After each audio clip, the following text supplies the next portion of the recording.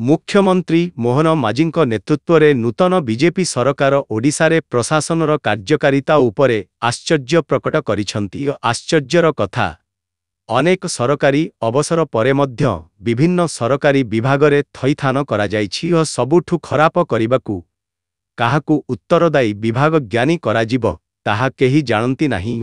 एहा व्यतीत प्रशासन एवं परिचालना दायित्व मध्य राज्य आउटसोर्स होइथिबा अभियोग होइछि। अनियत व्यतीत मुख्यमंत्री कार्यालय मध्य निष्क्रिय होई जाइथिला।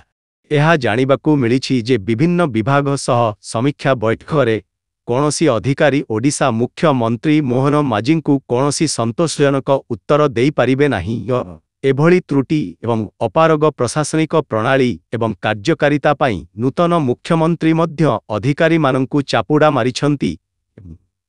से स्पष्टीकरण मागिछंती बोली सूत्ररू प्रकाश। एभली परिस्थिति रे ओडियारे जिनिस ठीक करिबा पाई एक प्रमुख अमलातांत्रिक पुनर्निर्माण होइपारे बोली अनुमान करा जाउछि।